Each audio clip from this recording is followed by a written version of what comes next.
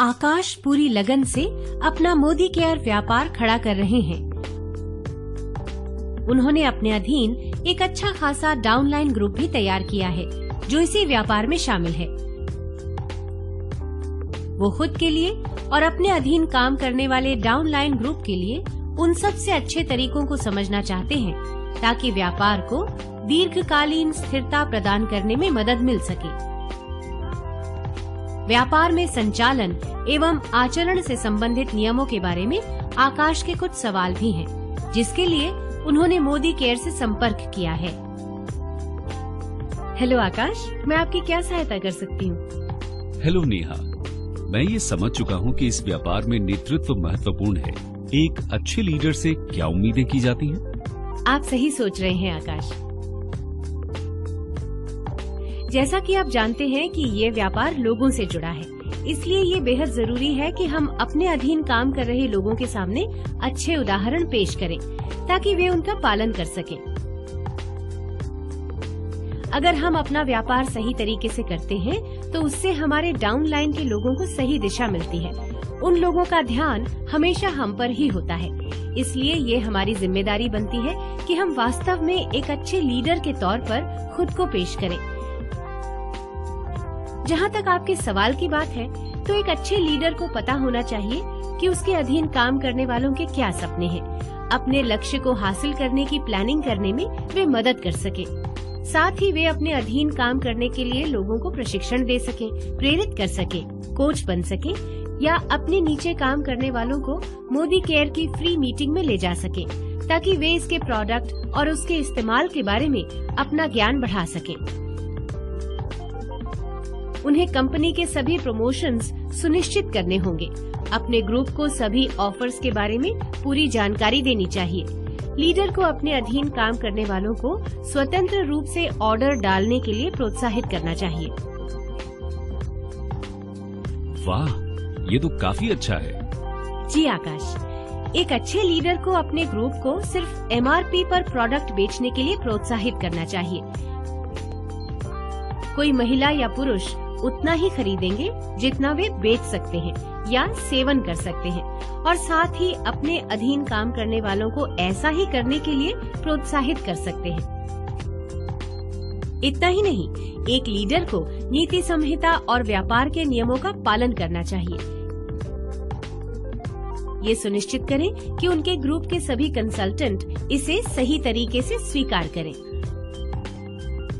मैं अपने ग्रुप के लिए एक अच्छा प्रेरणा स्रोत और लीडर बनना चाहता हूँ। मैं जानना चाहता हूँ कि ड्यूअल डिस्ट्रीब्यूटरशिप का क्या मतलब है। आवेदक या सह आवेदक यानी एप्लीकेंट या को एप्लीकेंट के तौर पर आप सिंगल डिस्ट्रीब्यूटरशिप नियम के तहत सिर्फ एक डिस्ट्रीब्यूटरशिप ही पा सकते हैं।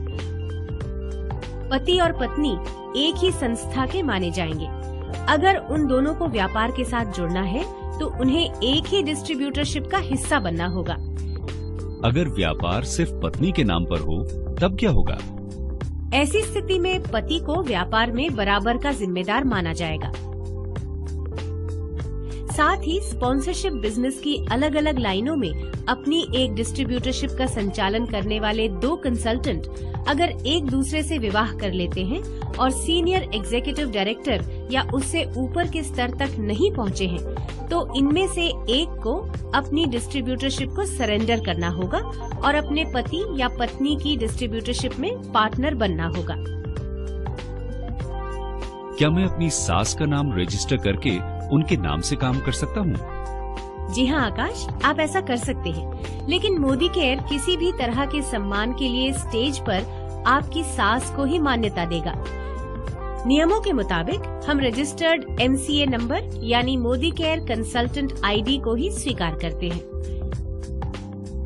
अच्छा, ठीक है।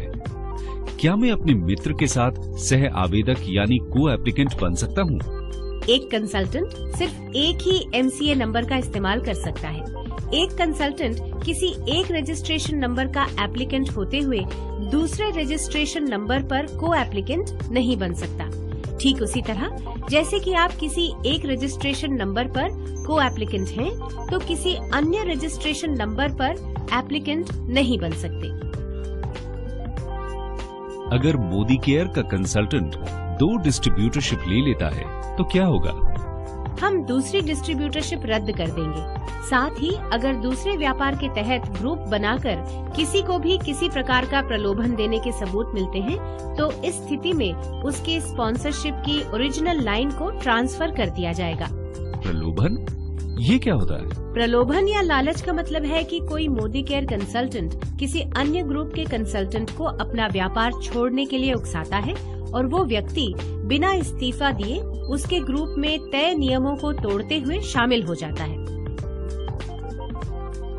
मैं आपको एक उदाहरण देती हूँ। जैसे कि हर्ष दूसरे ग्रुप के विवेक से संपर्क करके उसे ऑफर देता है कि वो 1 महीने में उसे सीनियर डायरेक्टर के लेवल तक पहुँचा देगा।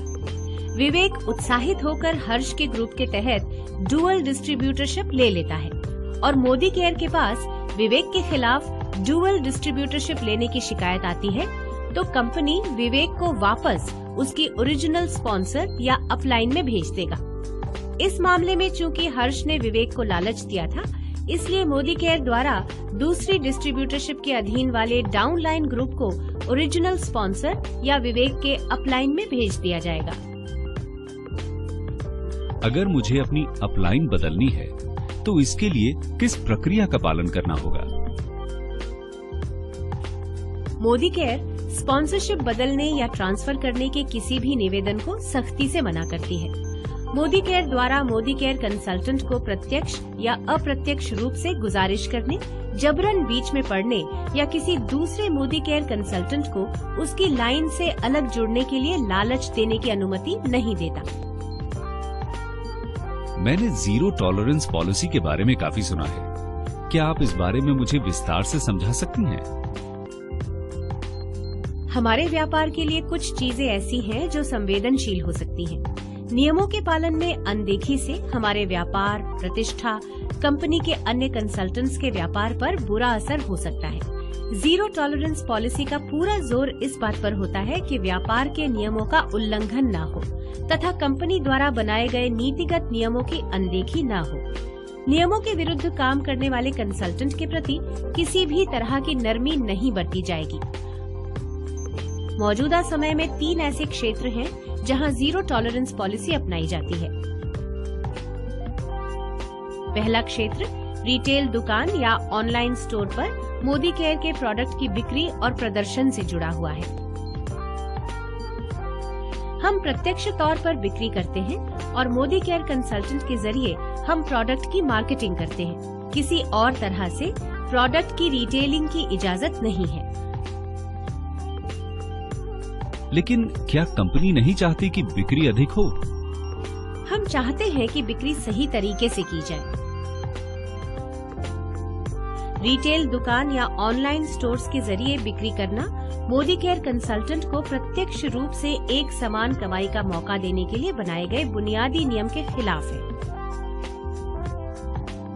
दूसरी जीरो टॉलरेंस पॉलिसी ये है कि कोई भी कंसल्टेंट किसी ऐसे व्यक्ति को बिना अनुमति ईमेल, मैसेज या किसी भी तरह की जानकारी नहीं भेज सकता या बिना वजह संपर्क नहीं कर सकता जिसके साथ व्यक्तिगत या व्यापारिक संबंध न हो। तीसरी जीरो टॉलरेंस पॉलिसी BSM से जुड़ी है।